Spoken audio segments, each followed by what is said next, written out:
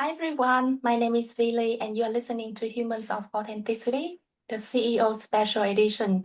Our guest today is Shane Feldman, the CEO at Innivee Strategy. He is also an alumni of the Diversity Executive Leadership Program, which I normally refer to as DELP. And just so you know, in case you are listening to this episode instead of watching the video version, please know that we are working with two ASL interpreters today, Janina and Crescenciano. They will be facilitating our conversation. And they will be swapping with each other in the midpoint to make sure that the experience is fully maximized. And one more thing, this episode is made possible by the incredible support of McKinsey Advisors. McKinsey Advisors, in case you haven't come across their name, they help mission-driven organizations deliver positive change for our planet and its people. McKinsey works in partnership with association executives and volunteer leaders to identify and address our most significant challenges and opportunities. Their team of expert advisors provides research-based guidance to strengthen organizational performance across strategy, governance, and operations, empowering associations to accelerate our impact and achieve lasting success. So if you'd like to learn more about McKinsey, please visit the website mckinleyadvisors.com. I'll make sure to include that in the show notes for your convenience. Without further ado, please welcome Shane. Welcome to Humans of Authenticity, Shane.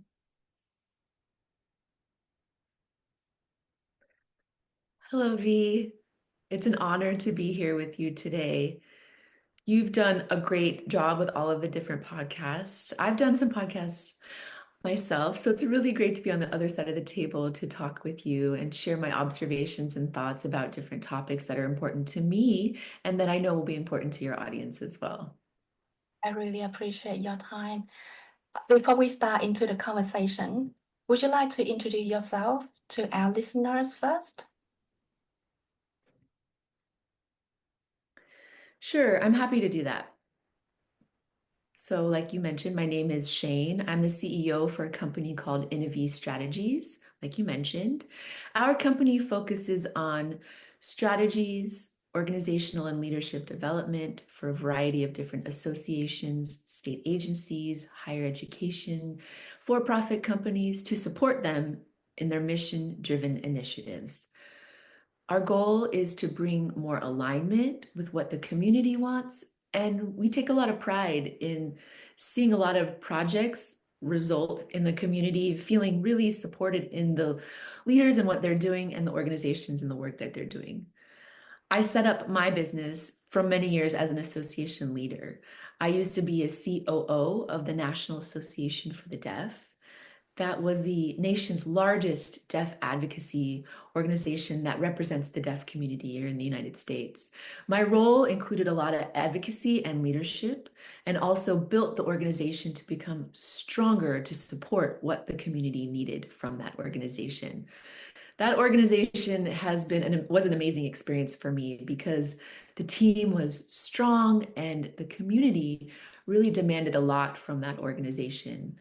It often felt like a laundry list of many things that we had to do for the community, but we had to decide how to prioritize that list.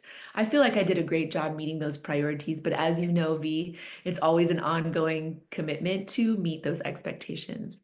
The second role I had was CEO of the Registry of Interpreters for the Deaf. It's a member association that also provides certification to sign language interpreters.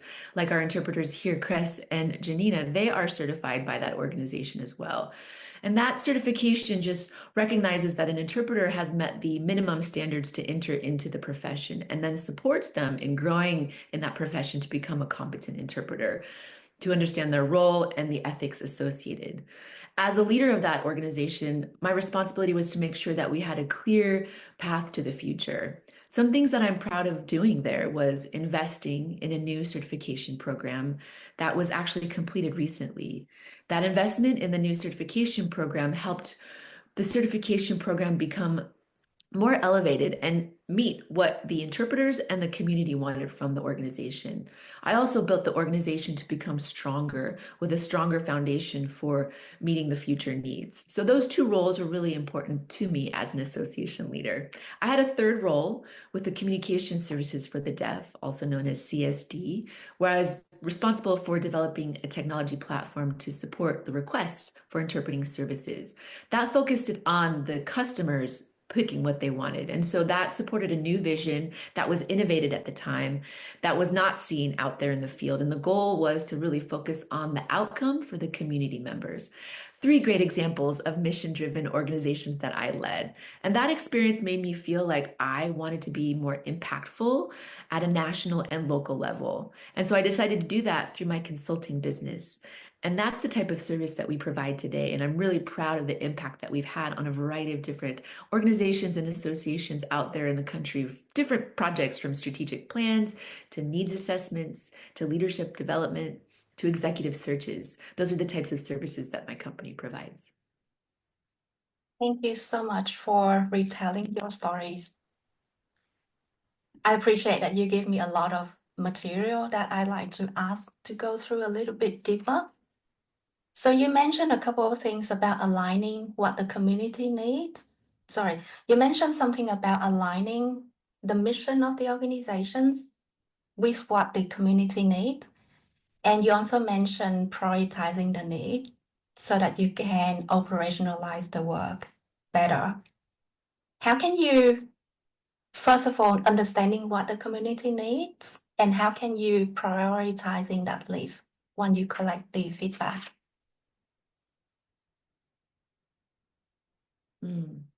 That's a great question. So the association world has a structure for that through the Board of Governance. And the Board of Governance has a model where often they ask different community members their different perspectives on the board. And the board serves as a powerful way to bring different perspectives on the board and their strength in the organization. However, we talk often that the board by themselves is not enough to really feel like they're meeting the needs of the community and engaging the community and hearing all the different perspectives. Sometimes it happens where the board will make decisions that the community feels disconnected from what it is that they need. Or maybe a CEO makes decisions that are supported by the board that the community feels unsure about the efficacy or makes it feel like it may not be aligned with the community's needs. So we worked on many different projects and goals to really make sure that the community feels like they are invested and they have some type of ownership as to what's happening in the organization. So the board has strong representation, and often the CEO can also be represented by a person with lived experience in that role as part of the community in that leadership role, as a professional and as a community member. But I think the key thing here is to think about how to engage the community so that they feel they're invested in the organization and they trust the process that's going on. Often that includes recognizing that it takes extra steps to really show the community how to engage them and actually take the steps to do that engagement. Let me give you an example. In strategic planning, in that process, I've seen that what typically helps is to set up a focus group, to disseminate surveys, and to engage in interviews to collect information to help the organization decide on their strategy. When we help support the board in deciding on that strategy, we'll talk about how the community has informed the board about what their priorities are in the strategy. That helps the board make those ultimate decisions. The board then becomes like a listening body to take in that information from the community, interpret that information from the lens of their own experience, to then decide what that strategy will look like. Of course, we have constraints like finances, available resources, available staff. So the board often has to make difficult decisions. So if the community is asking, let's say, for 15 different priorities in their future, but the organization is small and they recognize that they can't meet all 15, then it becomes the responsibility of the board to decide what those top 5 priorities are, maybe those top 3 priorities, to match the available resources and funding. Then they communicate that back to the community. They thank the community for being involved in the process, and they explain what has been done as a result of their involvement. I noticed today, at this age, the community is looking for that type of leadership organization from the board and the CEO. They want to know how they're going to be engaging the community and communicating back to them to develop that strong trust between the organization and the community. That's a fantastic question, V. Thank you for asking. So I'm hearing the framework here that you've just described. So we start with the governance structure, who then conducting some sort of membership consultation to invite feedback. And then you go back, you're looking at your resources, and then you prioritize the feedback and the needs and the wants that align with the resources that you currently have. And throughout that process, I'm hearing a very strong sense of communications to make sure that the community understand the intention behind the decision made and understand that we already recognize their needs and feel. And this is the findings of the consultations based on the resource that we currently have. Is that a fair description of the framework that you just described? Yes, definitely. And maybe I could give you a story of an organization that I worked with to really highlight this and the type of impact that they had as a result of our work with them. So what happened with this particular organization is that they had a board member that had served for over 12 or 15 years. Each board member had had that type of term. And many of them were tired. Many of them felt like they were losing the connection with the community that they served. And they felt like they were not able to continue serving in that role as a board member because they felt disconnected. So they asked Innivee, my company, to come in and figure out what the plan forward looked like. And what we did is we engaged in a lot of interviews with staff. We did interview some community members just to get a sense of what they wanted from the organization. So that was really important because it helped them to describe a profile of what the new board members that they wanted to see serve the organization. And what we learned is that they felt like their board was not diverse enough to really represent the community that they were serving. The community that they were serving was very oppressed and marginalized in their identities. And some of the board members did not understand the type of services that they were providing and the impact that it had on the community. So they talked about what that looked like to bring in the expertise needed to run that organization, but also the lived experience that they needed to be a part of the operations to help make those decisions to impact the services that were provided. So as a result of the interviews and the information that we collected, we co-created what those recommendations would look like to change the board structure. So the ultimate decision was that they wanted to have a majority board representing that lived experience of people that they were serving, but they wanted to reserve a specific number of people that had the type of expertise that they needed. Let me give you an example. Their grant management was something that they struggled with. So they wanted to bring in someone onto the board who understood grant management at a deeper level to help them support improvement in operations and grant management. They also needed help with financial management as well. So as a result of our work together, we helped them recruit the type of board members that they needed. We helped them interview the board members to make sure that they fit what that future vision looked like. And then we helped them become a new board, and they were extremely different, 100% different than the original board that we worked with. The president stayed on the board for the transfer of knowledge to make sure that the future board understood what the history was. And I checked in with them recently. They're doing great. I'm so proud of them. Their operations have improved tremendously. Their financial management has improved as well. And their visibility in their community has improved. So that type of conversation that we had was important because they knew what they wanted. They just needed to validate what it is that they wanted. And so that's an example of how the board depends on their staff and the community to help them make decisions instead of assuming what it is that they know is what everyone knows. And they really work to collaboratively come to a decision. Excuse the interpreter. Thank you so much for that. I feel like I just have a very quick crash course in governance here, as in how we can maximize the power of the board if we provide them with a proper structure.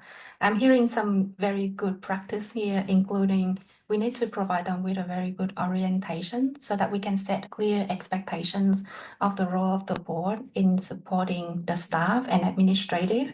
I'm also hearing your help in clarifying the role of members of the board and your role in helping to increase representations on that board.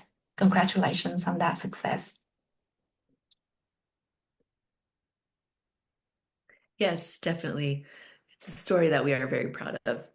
You also mentioned impacts a couple of times. Can we talk a little bit about impact here? So a bit of a context before I get to my question. I worked for a research foundation in the past where we went through applications for research grants. And during that process, we're always looking for impact from these applications, as in what is the final end goal that such a research want to implement within the community that they serve. However, when we are thinking about impact, sometimes we will not really understand the impact until the project has already fully implemented, the outcomes being realized, and then we'll see the impact. So normally when we look at impact, it's either 3-5 years after project implementations before we fully understand the picture of the impact itself. So the question here I'd love to unpack with you is, where do we start when talking about impact during the conceptualizations of a new project or a new initiative?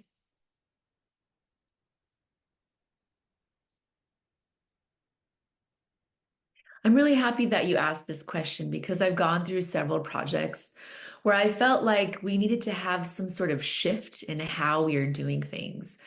And I've seen some people talk about where the shift should happen, but I haven't seen it actually being implemented. So I want to talk about that a little bit. So, in your vision of how to do that, let me give you an example from the deaf and hard of hearing community. Often, money that we receive in the deaf and hard of hearing community comes from hearing people giving it to us.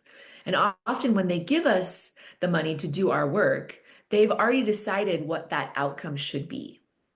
They've already decided what the process should look like. So often we find ourselves struggling because we have a different vision of what that outcome should look like and a different vision of what that process should look like. So I'm wondering if we were to take a new approach, that instead of a predetermined outcome, maybe creating a space of what we call co-creation of what that outcome could be, where we say that we are hoping to have this particular type of outcome, and we want the people who have the lived experience to be a part of the design of what that looks like to get to that outcome. And of course, we would partner between the community leaders who are getting that funding and the hearing folks that are donating that funding so that expectations can align. But I believe that there is also an opportunity to revisit that process because often we find things happening. Like, let me give you an example. A funder gives us money and they say, all right, hey, we want to see something happen within 3 months. And we want to see a lot of diverse people be in this organization, be a part of this project. And one thing that's very common within our community is that one part of our diverse community is deaf blind people. Okay, that's one segment of our population. So if we design the process to include deaf blind people, 3 months may be too fast for us to complete that project because it takes a lot more time to figure out what the process looks like to be able to include all sorts of people and make it accessible for them and make sure that the project is designed to be sensitive to a variety of needs. Making documents accessible, for example. When people want to access a document, we need to make sure that people are able to, we need to make sure that things can be tactile so that people can touch things and be able to access information. So what that means is, like sign language here, we would have deaf blind people with a deaf-blind interpreter with their hand on top of that interpreter so they're able to catch and feel the sign language. So imagine translating documents that are 5 or 6 pages long with typed English to be accessible to deaf-blind people, a tactile, accessible thing. So I've seen situations where people have given us money and said, we want an end product in 3 months, and we have to say, no, no, no, it's going to take a lot longer. And then we have to explain why it will take longer. But by that time, the plan has already been predetermined as for the timeline of that project. So that's one example of many that I've experienced.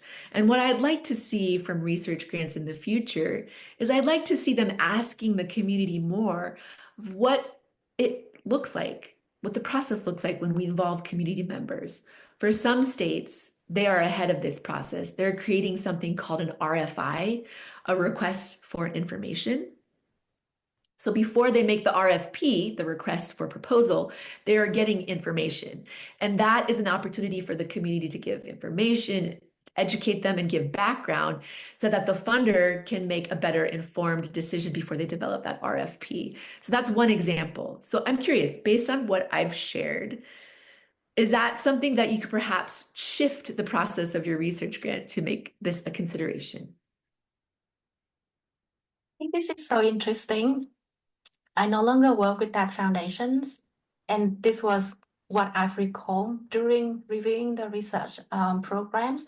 But I do recall there was some instance that when we look at their project methodology, how they collect data, surveys and the like, there was some instance that we could point out how their proposed methods doesn't really connect with the community that they want to invite feedback from. So thank you for reminding me of that part of the experience. Throughout the conversation so far, I'm hearing a very strong sense of co-creations. Can you talk a little bit more about that? Would you like to also share with our audience your selected keyword? And most importantly, why it is an important word for you? So co-creation is an important word to me, absolutely. So we have made that a part of our company's operations based on my experience in previous roles as a leader. So the concept of co-creation is that the client is the expert in what it is that they do. And it's very important that the client feels like they own the process. The goal of co-creation is that at the end of the process, the client feels like, hey, I have led this process throughout. This is based on my vision of what I want to happen, right? Based on what I know that my community wants from me.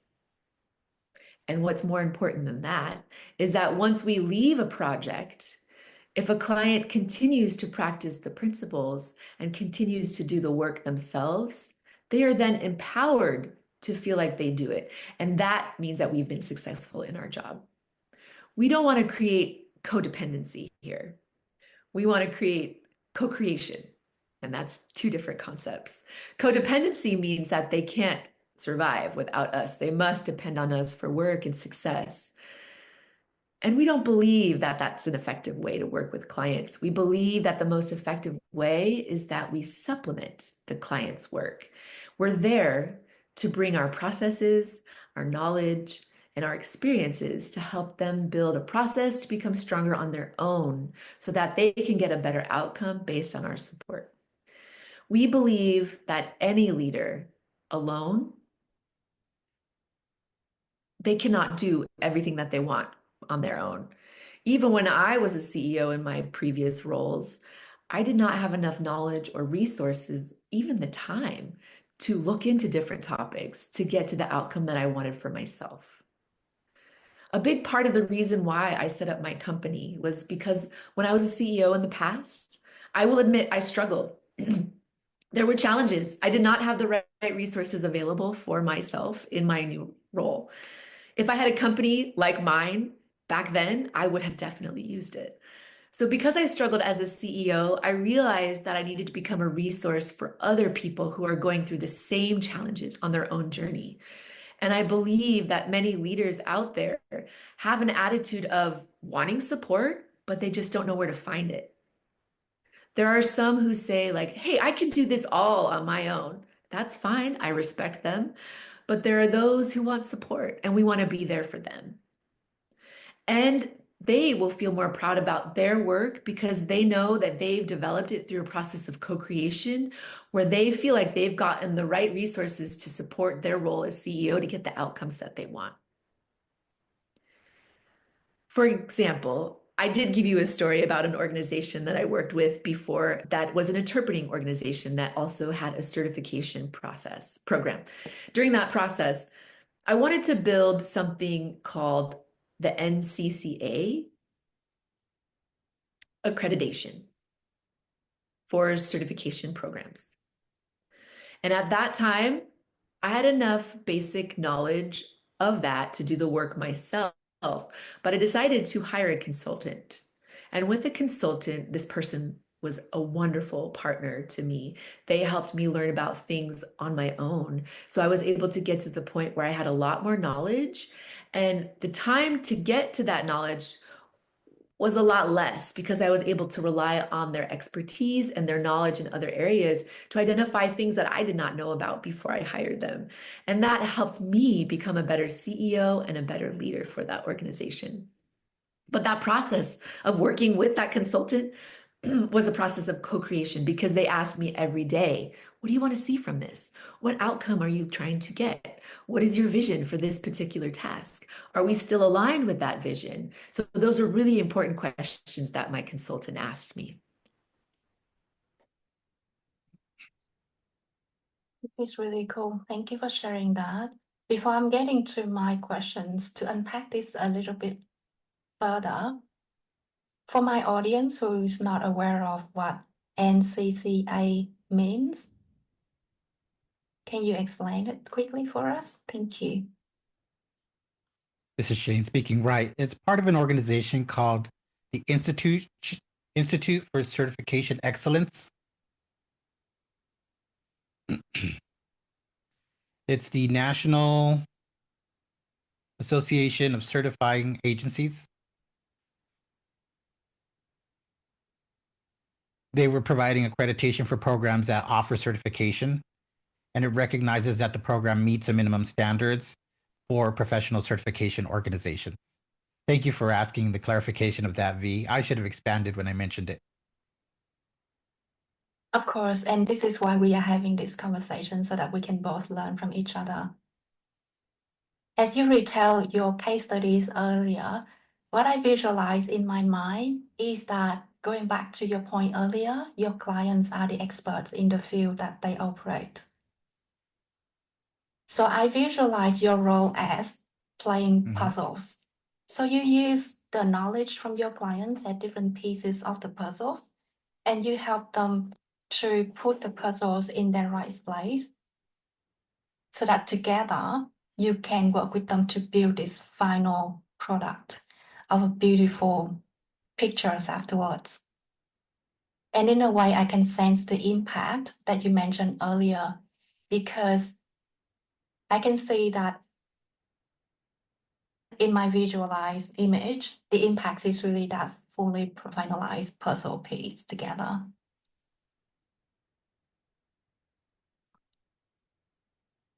Definitely, V. That's a really good metaphor. Let me share another metaphor. Quite often, what we do is we want to understand the direction the client is headed in and their desired result. So I like to imagine it also as a person driving a car, right? So when they tell us the end result, it truly is a destination. That's the direction they're headed in. It's where they want to arrive. Let's say it's a city, right? We have to ask, what does that city look like? For some people, a city is green with lots of plants, right? For other cultures, they see a busy location, right? And some people see it as an athletic area where there's plenty of places to work out. Every different group has a different idea of what a city will look like. So we try to figure out the nuance of what they want in that city, right? So we want to define the goal clearly first. Now, We have to recognize that there are different roads to arrive at that city. There could be Route 1. Route 1 might be indirect with great stops along the way that includes a lot of great communities that can be visited. Or there could be another route that is a direct route with no side stops, with no off ramps. You just get right into the city, right? Then there could be another route, which is a scenic route, which is more visual.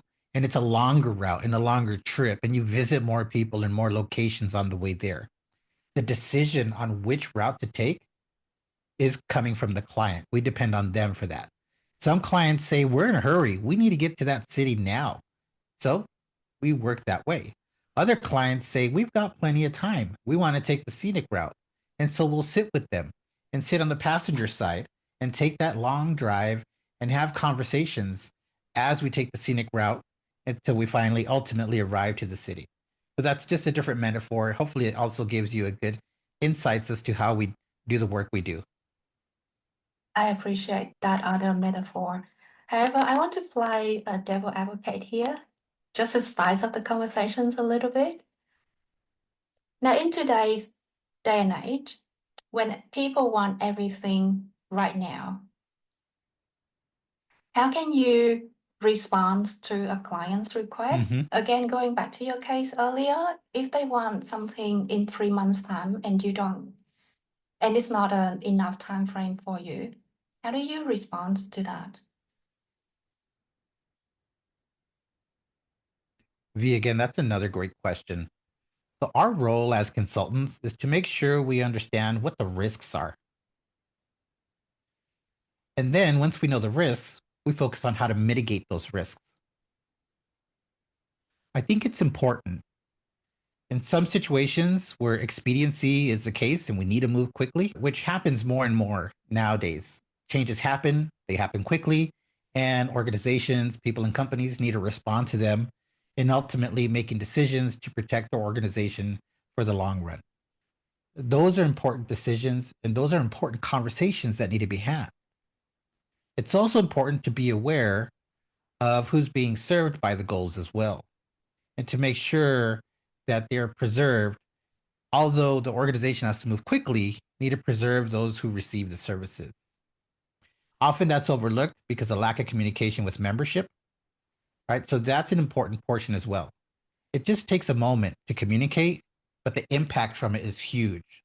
It makes me think of situations nowadays where, for example, programs have to be cut due to a lack of funding because funding has been stopped for many programs. That has a huge impact and negative impacts to many. The best way to handle those types of situations is first to show that you care, to show that you have the empathy and the heart for the community by recognizing the impacts that will be had, by communicating what will be happening and what the results will be. Also, maybe by providing resources that will service these people in the future. That can be done via a brief message, 1 minute, 2 minute video showing that you care, and then showing the documentation of the reasons for the cuts, and then also making the information accessible to the community you serve that shows the community you serve that you care about them and you care about their exigent needs, their needs that they're having right now. And again, it's important to talk about the risks and how they're going to be dealt with and how to approach them. And the best way to do that is by communicating with your audience. One person that I really respect and look up to is a consultant who shared a quote with me once. That quote was, "Trust the results, promises kept." So it's important that whatever promises you make to the community, that they be aware of the impacts that will be had on them. And if decisions are made to change directions without communicating, then that trust is reduced. So it's important that promises that are made to community you serve must be communicated with them. That's my recommendations based on situations that requires an organization to quickly make decisions based on reacting to situations. And my heart goes out to folks currently out there that are reacting to situations because the landscape has shifted and we're all facing something new at the moment. This is fascinating. I'm hearing not only a very clear communication, a very clear commitment to communication throughout the entire process, But again, talking about metaphor, I'm seeing a very strong tandem in the partnership between you, the clients, and the community that they serve. I also like how you approach the conversations from a risk perspective, because that gives them more food for thought. And again, being the devil advocate, that gives them more appreciations of the co-creation process. So thank you so much for sharing that with me and our listeners. Sure. We've talked a lot about the work that you have done with Innivee Strategy. I just would like to very quickly detour our conversations back to your own stories. And the main thing I'd love to hear from this part is from the entire stories that you've just shared with us so far, what is the one thing you love the most about yourself behind all of the success and impact for your clients? Oh, definitely. You're asking me myself What, personally? what do you love about yourself personally? What is the most shameless elements that you love the most? Oh my. That's a great question. This is not something I've thought about. So, okay, let me think of myself. I think what I'm proudest about is that I challenged the status quo. And I have a brief story about it. So, in regards to the ASAE, where as a deaf individual, I believe that I'm on par with my hearing counterparts and those associations and those providers. I love to learn from them, to grow from their input as well. But I also believe that the perception of myself is that I'm pinholed. I'm pinholed within the deaf and hard of hearing community only. And although I'm proud of all the work that I've done within my community, and I will continue to serve and support my community, I also believe that there's a stigma towards me, that I'm limited to only serving the deaf and hard of hearing community. So my goal is to change that perception of our community. I want folks to see us as peers, as professionals who are a part of the greater association of communities, instead of seeing me as limited in the scope of what I can do. To this day, I still feel that there are limitations in many ways. And I believe that if we're given a chance, we can prove that we are on par and we are at the same level as other professionals worldwide in serving organizations.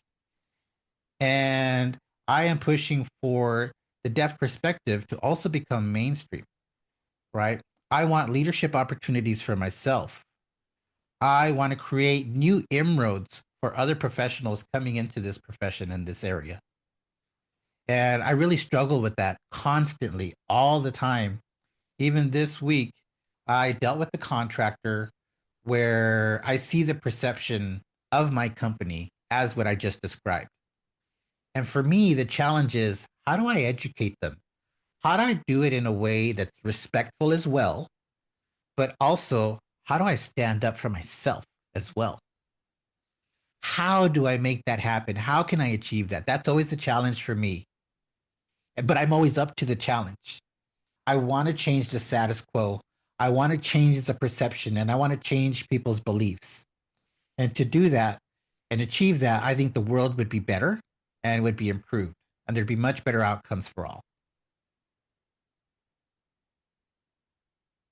Challenging the status quo. It is such a challenging path.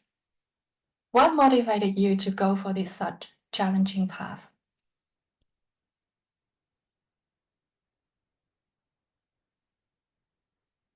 Great question. I believe that growing up as a deaf person for myself, I had a lot of perceptions about me as a deaf individual that made me believe that those limitations that were placed on me. It made me believe those. And when I became a bigger part of the community in high school, by going to the school for the deaf, was the first time I realized when I was with my peers that I could be myself instead of focusing on myself as a deaf person. So with that experience, I had these realizations that I was being limited all along, and it wasn't something that I was going to put up with any longer. And I suspect that there are many others that feel similar to me. And so that fire was lit within me, and that fire burned strong. And that's when I set myself up to change perceptions that people have of me. When I worked at the National Association of the Deaf, I met many inspirational leaders that taught me principles that are very important to me. There was one person, the first CEO that I served under, mentioned 3 important principles to me: strength and empowerment to the community. They said to fight for representation, number 1. Number 2, self-determination.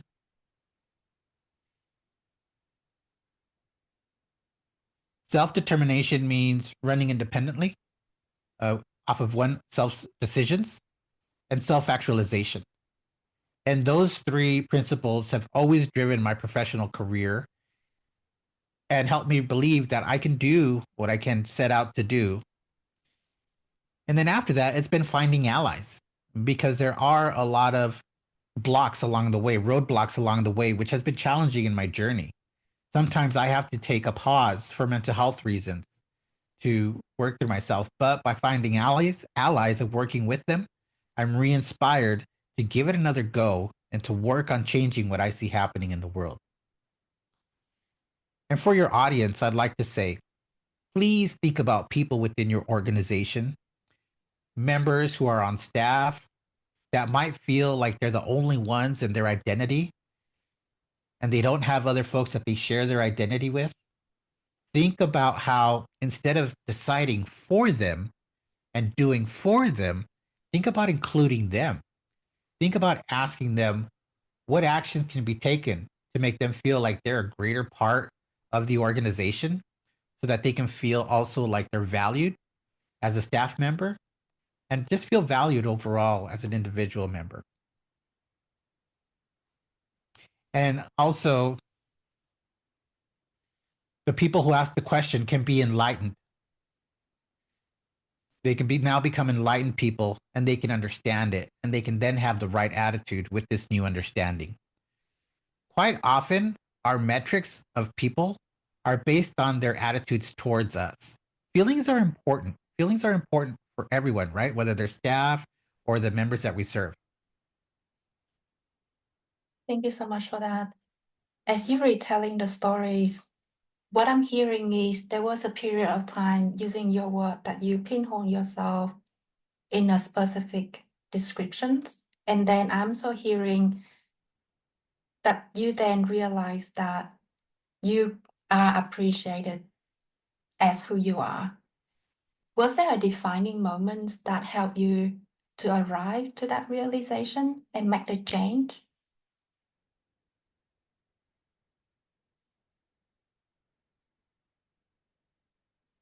V, that's another great question. I had many moments in succession that did that, but one specifically to my role as a consultant is quite often when people decide to sign the contract to work with us, they're making a decision that they want to work with us.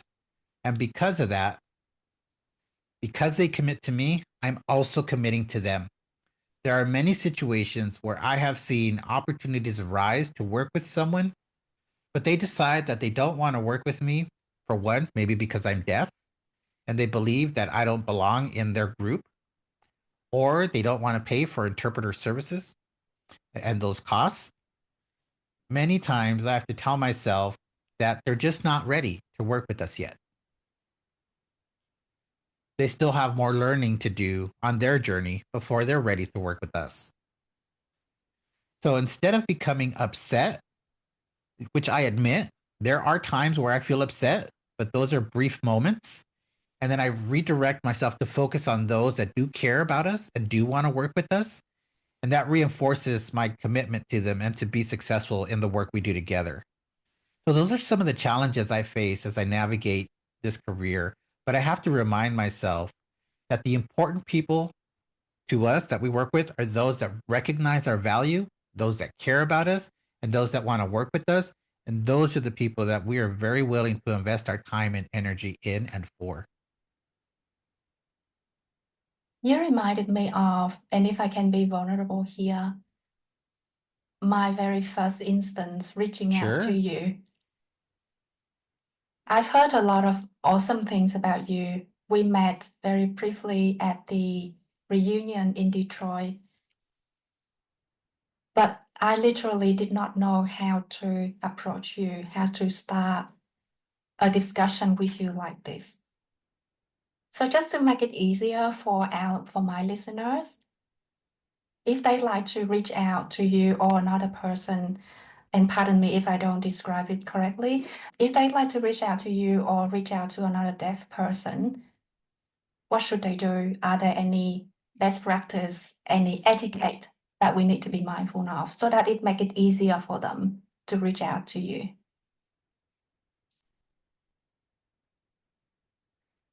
That's a great question, V. I think the answer to that is do what you are doing. I want to mention what you're doing is unique. You reached out to me. You told me you were curious about me. You told me you wanted to learn more about me. You told me that you saw that I was unique in my identity in this association, this world of ours, and you thought it was neat and that you wanted to learn more about me. That showed me what type of person you are, and that made you special. And I will always remember your approach because you really stepped way out of your comfort zone to reach out to me. I will tell you that there are many times that I can be in a crowded room and there are people all around me and I see the fear. I see it in people's eyes. I see the doubt. Some people are unsure. They don't know what to do. And I recognize it. So, one thing that I've learned to do myself, and I practice this myself as well, is that I have to step out of my comfort zone. So, within my community as well, I work on that constantly. That means when I'm interacting with people that have different identities than my own, people that are different racially, people that are different in terms of disability, people that are different in political views than my own, I have the responsibility and onus to approach them, to initiate a conversation, to talk to them. I have to take those first steps, just like you did, V, in reaching out to me. I have to do the same in reaching out to others. And I think those are the principles of leadership, and we follow that. It's mainly stepping out of your comfort zone because that's where we achieve new results. So I encourage everyone that is thinking about perhaps doing this and you're comfortable where you're at, it's time to think about being uncomfortable and stepping out of that zone. And if you're in a situation where you feel unsure and you're doubtful what to do, use your courage, use your bravery, and take that risk on and say, what can really happen? Right? So if you see me in a room, approach me and say, hey, Shane, what's going on? I want to learn from you. And I think we need to do that with each other to form relationships, allies, and work better for an improved future. You just remind me of, I'm reading Brene Brown, and she's very well known in emotional intelligence. And she has this whole writing about the Latin roots of courage is core, and core means heart. Sorry, you reminded me of a lot of the time we just need to follow what our heart telling us to do. Yes, this is scary, and at right this moment, I'm still feeling very nervous about this conversation.